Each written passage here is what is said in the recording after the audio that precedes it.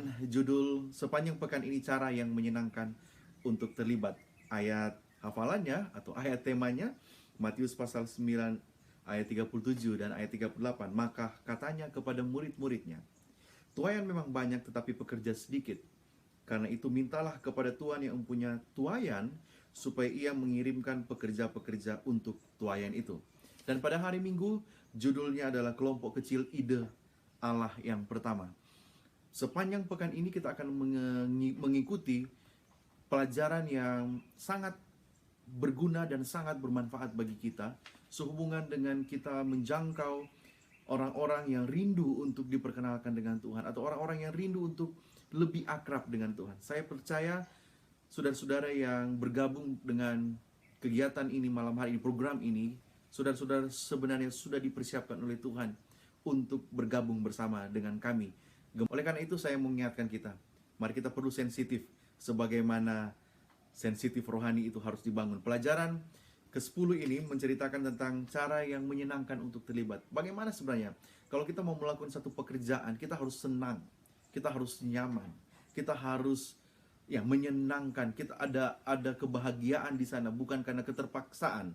Dan di dalam melakukan pekerjaan yang Tuhan minta untuk kita lakukan, yaitu melakukan pekabaran Injil, memenangkan jiwa orang yang tadinya sedang galau, gundah gulana, apalagi dalam situasi seperti ini, ada metode yang terbaik yang dilakukan oleh Tuhan semata-mata menjadi contoh bagi kita, yaitu metode dengan cara kelompok kecil. Kelompok kecil ini adalah metode yang idenya datang dari Tuhan sendiri. Kita tahu bersama ketika Tuhan menjadikan langit dan bumi ini yang tercatat di dalam Kejadian pasal 1 ayatnya yang pertama, kedua, 26, 27, 28 mau menceritakan bahwa ada kelompok kecil yang mendesain ya, mengatur, merancang sampai alam semesta ini ada, lebih khusus saya dan saudara. Kita ini diciptakan bukan karena kehendak pribadi satu orang semau gue, tetapi ini atas kerjasama satu kelompok, di dalam satu kelompok kecil namanya, yang di dalamnya ada Bapa, Anak, dan Roh. Jadi kita harus menyadari dan kita harus bersyukur bahwa kita ini muncul, kita ini ada bukan oleh karena dari satu sel tertentu, tetapi kita ini muncul oleh karena kerjasama kelompok. Jadi sangat berharga. Saudara, kita harus menyadari bahwa saya dan kita semua ini berharga karena ada desainer, master designer ya, yang luar biasa, kelompok yang merancang kita ini ada. Dan kelompok kecil ini adalah ide yang datangnya dari surga. Makanya kalau kita mau cari metode-metode lain untuk melakukan pekerjaan pengembalaan, melakukan pekerjaan menjangkau orang-orang yang sedang gundah gulana untuk mencari kebenaran, ingin lebih dekat dengan Tuhan, kelompok kecil. Di dalam kelompok kecil kita akan bisa lebih dekat satu dengan yang lain. Kita akan bisa memahami karakter orang, kita akan bisa mengetahui kebutuhan orang. Yesus pun mempraktekkan itu. Ada banyak cerita di dalam pelayanannya dia melakukan itu. Dan sampai pada akhir zaman pun, di akhir zaman ini, seperti yang diceritakan di dalam Ibrani pasal 1 ayat 1 dan 2, Efesus pasal 3 ayat 8 dan 9, di akhir zaman juga anak akan bekerja, Allah anak akan bekerja bersama dengan Allah Roh untuk memberikan kebaikan bagi kita. Jadi kelompok kecil itu adalah ide dari surga, diciptakan dari surga. Ada baiknya juga ketika kita terlibat. Salah satu cara yang menyenangkan adalah membuat kelompok kecil, small group, untuk melatih diri kita sama seperti metode yang Tuhan sudah lakukan, yang Tuhan sudah berikan contoh kepada kita. Metode kelompok kecil kita perlu untuk menunjukkan bahwa kita pun mampu dengan kuasa dari Tuhan. Datangnya dari surga, membicarakan bagaimana orang-orang bisa ke surga, dan menunjukkan bagaimana cara untuk ke surga lewat kelompok kecil. Tuhan Yesus memberkati kita. Kita masuki di dalam pelajaran 10. Pelajaran 10 adalah bagaimana melakukan bersaksi dengan hal-hal yang menyenangkan. Cara yang menyenangkan dalam terlibat. Jadi saat ini kita tidak membahas lagi tentang mengapa bersaksi, mengapa saya harus bersaksi. Itu sudah menjadi kewajiban dan kita sudah menjawab dari pelajaran sebelum-sebelumnya. Dan hari ini kita bahas tentang bagaimana cara menjadi menyenangkan dalam terlibat kita untuk bersaksi. Salah satunya adalah kita bergabung dalam kelompok kecil yang ada. Saudara-saudara, gereja kita terkenal dengan istilah KPA, kelompok pendalaman Alkitab, atau care group, ataupun apapun itu yang saudara atau jemaat-jemaat Tuhan membuat sebuah kelompok-kelompok kecil. Apakah itu Alkitabiah? Itu Alkitabiah, saudara. Dikatakan dalam Alkitab, di dalam Keluaran pasal 18, ayat 21 sampai 25. Itu nasihat yang luar biasa. Ketika Yitro membuat perbedaan bagi Musa, nasihat penting diberikan oleh ayah mertua Musa. Apa nasihatnya? Poinnya adalah membentuk kelompok-kelompok kecil, di mana terdiri dari 10 orang dan dipimpin oleh 1 orang yang saleh, yang rohani. Jadi saudara-saudaraku, kelompok kecil ini sudah terbentuk sudah lama dari zaman Alkitab, dari zaman Musa. Oleh sebab itu, janganlah kita mengasingkan diri dari kelompok kecil. Jangan biarkan hanya pendeta yang pergi, hanya ketua-ketua, hanya ketua PP. Tapi saudara semua kita yang sudah terpanggil, yang dimana Tuhan akan memenuhi kualifikasi bagi kita untuk terlibat. Dan cara yang menyenangkan adalah terlibat di kelompok kecil. Kelompok kecil yang dibangun oleh Musa, memang dalam latar belakangnya adalah menyelesaikan masalah supaya lebih efektif dan efisien. Tidak melulu-melulu harus datang ke Musa. Tapi dalam kelompok kecil itu bisa diselesaikan masalah. Tetapi apakah hanya masalah yang dibuat atau yang dilakukan di kelompok kecil itu? Tidak. Namun disitulah menandakan pemeliharaan tentang kebangunan rohani yang perlu konsisten dan bertumbuh. Saudaraku, dengan kata lain, terlibat di dalam kelompok kecil dengan demikian berarti kita sedang mau bertumbuh di dalam kerohanian kita. Dan di sana menyenangkan, saudara. Saudara-saudara yang terbiasa tergabung dalam sebuah kelompok-kelompok ministry, mungkin yang biasa kuliah di sekolah Advent, itu banyak sekali kelompok ministry. Sangat menyenangkan. Di mana di sana bisa kita melayani bersama, mengevaluasi bersama, dan melakukan pelayanan yang lebih baik lagi. Dan dalam kelompok itu akan terjadi sebuah persekutuan. Dan inilah yang menjadi harapan untuk kita terlibat di dalam kelompok kecil. Saudaraku, apakah Yesus juga melakukan hal yang sama? Apakah Yesus juga membentuk sebuah kelompok kecil? Kalau kita baca dalam kitab Lukas pasal 6, Matius pasal 10, lalu Markus pasal 3, ayat 13-15, itu semua cerita tentang bagaimana Yesus memanggil murid-muridnya dan mempersiapkan mereka menjadi sebuah kelompok-kelompok kecil yang tumbuh dan mereka belajar bagaimana melayani dengan lebih efektif. Ke satu tempat ke tempat lainnya. Pergi ke satu rumah ke rumah lainnya. Berdoa kepada satu keluarga dan berdoa kepada keluarga lainnya. Saudaraku, indah, bukan? Jikalau semua umat-umat Tuhan terlibat dalam hal ini, maka saya percaya seluruh orang-orang akan melihat akan besarnya kasih Tuhan, akan besarnya kesetiaan Tuhan, akan luar biasanya berkat Tuhan kepada umat-umat Tuhan. Dan orang luar di sana akan melihat ternyata umat-umat Tuhan benar-benar umat Tuhan yang sejati. Maka oleh sebab itu, mari terlibat, saudara. Lalu pertanyaan berikut, apakah hanya di Perjanjian Lama atau di zaman Musa dan di zaman Yesus saja? Bagaimana dengan Perjanjian Baru? Apakah tidak ada juga atau ada kelompok kecil yang terbangun di sana? Saudaraku dikasih oleh Tuhan, salah satu pesatnya pertumbuhan jemaat di zaman rasul-rasul itu bukan oleh karena sekedar oleh karena KKR terus. Memang terjadi KKR akbar waktu di zaman Petrus. Khotbah-khotbah yang luar biasa. Sehingga banyak orang terpanggil, ribuan orang bertobat. Semakin hari demi hari bertambah banyak. Tapi apakah hanya di situ? Tidak. Kita lihat bahwa di dalam Kisah Para Rasul pasal 18, pasal 20.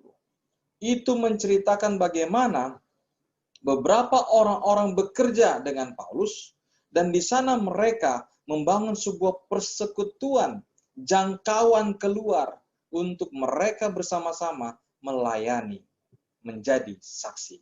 Saudaraku yang dikasihi oleh Tuhan, secara teratur mereka lakukan ini. Kalau kita baca Kisah Para Rasul 16 ayat 11-15 dan ayat 40 serta pasal 12 kitab yang sama, mereka teratur.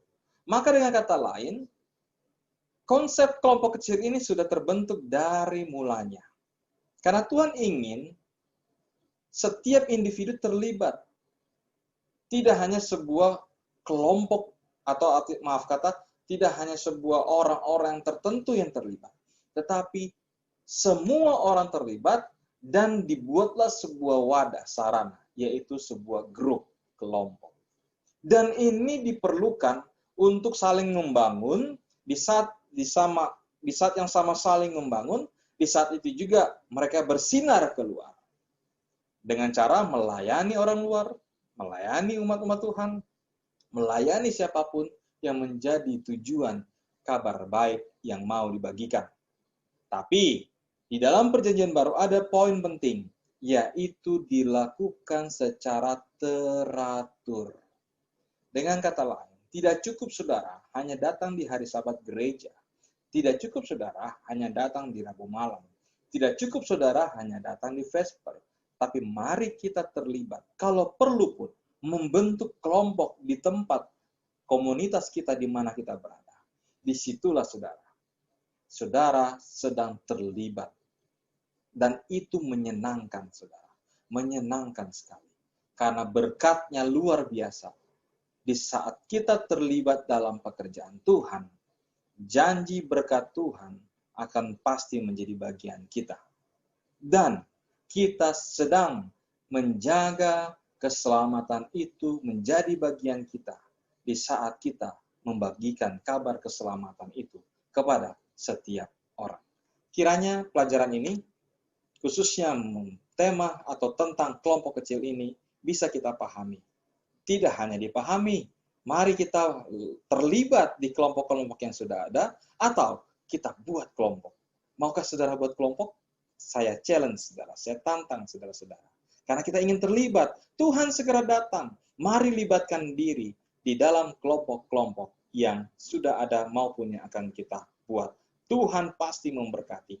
Tuhan akan selalu menyegarkan rohani kita. Tuhan akan selalu memberikan kemenangan bagi kita. Pelajaran hari ini berjudul diorganisasikan untuk melayani. Paulus di dalam suratnya kepada jemaat di Korintus memberikan pujian yang memuliakan Tuhan. Karena jemaat ini memiliki 3 kekayaan utama. Kaya dalam perkataan, kaya di dalam pengetahuan, kaya di dalam karunia rohani. Tetapi kemudian kekayaan-kekayaan ini membawa masalah. Muncullah golongan-golongan kecil di dalam jemaat yang mengancam persatuan. Itu sebabnya Paulus memberi nasihat kepada jemaat di Korintus di dalam pasal ke-12 dari surat Korintus yang pertama. Pelajaran tentang karunia rohani sebagai bagian dari tubuh Kristus dijelaskan dalam analogi tubuh manusia. Mata, telinga, kaki, dan fungsi organ lainnya dijadikan pelajaran penting oleh Paulus agar jemaat di Korintus mengerti apa arti persatuan dari bagian terkecil di dalam jemaat. Setiap organ di dalam tubuh kita memiliki fungsi masing-masing, dan fungsi masing-masing organ dikelompokkan dalam sebuah sistem yang berbeda-beda, namun saling berkaitan satu dengan yang lainnya. Sebagai contoh, sistem pernafasan. Ketika kita bernafas, maka udara akan masuk melalui hidung. Dari hidung akan menuju laring atau pangkal tenggorokan, lalu ke trakea, bronkus, bronkiolus, dan akhirnya berakhir di paru-paru. Sistem pernafasan boleh bekerja dengan baik karena setiap organ di dalam sistem pernafasan berfungsi sesuai dengan aturannya. Dan sistem pernafasan adalah satu dari sekian banyak sistem di dalam tubuh kita. Dan semua sistem ini ditunjang oleh fungsi masing-masing organ. Sehingga ketika semua organ berfungsi sesuai dengan aturannya, sistem pun akan menjalankan fungsinya, maka tubuh kita akan sehat. Tetapi jika ada satu organ bermasalah dengan fungsinya, maka tubuh kita akan mengalami yang namanya sakit. Demikian juga dengan jemaat, saudaraku. Di dalam jemaat ada kelompok-kelompok kecil yang diorganisir untuk mengembangkan kerohanian dari setiap anggotanya yang adalah unit terkecil. Kelompok-kelompok ini diorganisir bukan untuk menunjukkan bahwa kelompoknya lebih unggul daripada kelompok yang lain. Kalau masih ada kelompok di gereja kita yang merasa lebih unggul dari kelompok yang lainnya, ada yang tidak beres dengan anggota-anggotanya. Kalau ada kelompok-kelompok di gereja kita yang lebih mengidolakan pendeta A, pendeta B, ketua A, ketua B, ada yang tidak beres dengan anggota-anggotanya. Banyak anggota jemaat yang belum terlibat karena mungkin masih merasa, kenapa hanya saya sendiri yang bekerja dan melakukan fungsi? Saya tidak mampu. Siapalah saya ini? Disinilah kelompok kecil itu boleh melakukan fungsinya, menjangkau mereka yang rindu atau yang belum terlibat, sehingga karunia rohani mereka boleh dikembangkan. Dengan demikian, fungsi kelompok itu boleh dijalankan, persatuan jemaat diteguhkan, jiwa-jiwa yang hilang boleh diselamatkan. Maka dapat disimpulkan bahwa kelompok kecil ditapiskan oleh Allah untuk memungkinkan agar setiap anggota gereja dapat bertumbuh secara rohani. Mereka boleh mengalami yang namanya persekutuan yang hangat, dan mereka boleh memanfaatkan karunia yang diberikan Allah di dalam pelayanan. Terima kasih. Dinamika kelompok kecil. Kelompok-kelompok kecil adalah kendaraan yang efektif yang Allah gunakan untuk menumbuhkan gerejanya. Di jemaat yang mula-mula, jemaat sehati, sepikir, dalam Kisah Para Rasul, kita mendapati bagaimana dalam perkumpulan kelompok kecil, tentunya yang ada adalah persekutuan, membaca firman, doa yang tidak berkeputusan, dan pastinya bersaksi. Ketika bergabung dalam kelompok kecil, tentunya akan ada kesaksian yang dapat kita bagikan. Dan kita diingatkan juga bahwa dalam kelompok kecil, jemaat yang mula-mula, tidak ada yang namanya penonton. Karena semua memiliki keistimewaan, karunia yang bisa digunakan di dalam kelompok kecil yang ada.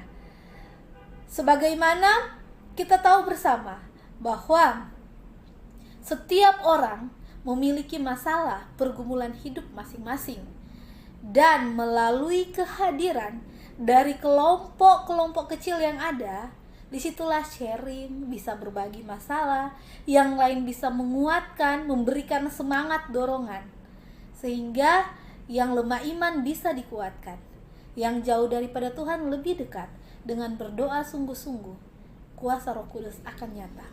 Bagaimana kehidupan jemaat yang mula-mula ketika mereka bersekutu berdoa dalam sehari? Ada 3.000 jiwa yang dimenangkan untuk Tuhan.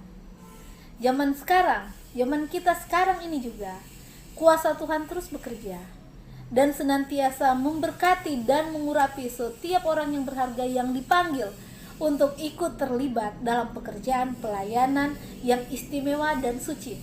Sebagaimana Rasul Paulus, tidak mengalami kesenangan saja di dalam kelompok kecil, tetapi ada air mata, yang bercucuran, ada penderitaan, bahkan ada yang berencana untuk membunuh Rasul Paulus. Tetapi dalam keadaan pergumulan masalah yang dihadapi, tetap menguatkan orang-orang terdekatnya, saudara dan saya. Kita yang hidup pada zaman sekarang ini, begitu banyak hal yang kita dapati, hal-hal yang membuat kita butuh orang untuk mendengar, butuh kekuatan, butuh doa bersama. Dan itu didapati melalui kelompok kecil ini. Ketika murid Yesus melihat sekeliling dan banyak tuaian, banyak yang akan dituai tetapi pekerja sedikit, sesuai dengan ayat hafalan kita pada pekan ini. Dan Yesus menjawab apa?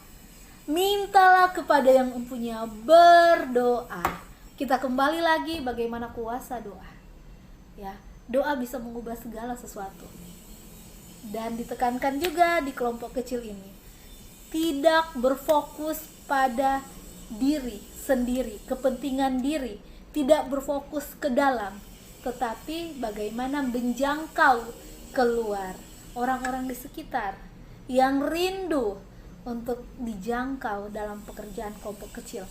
Ketika ada orang-orang yang non-Kristen yang diajak untuk beribadah, sebagian besar akan menolak karena mereka tidak nyaman berada dalam lingkungan yang sangat besar, anggota-anggota yang sangat banyak. Pada mulanya akan sangat mudah menjangkau dengan kelompok kecil, dengan WPA atau KPA di rumah, belajar bersama, dan lambat laun ketika merasa nyaman di dalam kelompok kecil, ada persekutuan doa yang indah, maka di situ akan mulai terbiasa untuk bergabung ke jemaat yang lebih besar, ke gerejanya.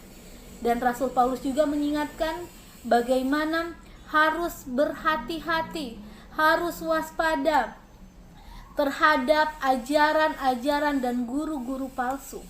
Ya, ketika kita dekat dengan Tuhan, dengan kelompok kecil belajar firman Tuhan, akan bisa membedakan mana yang berasal dari Allah dan mana yang bukan.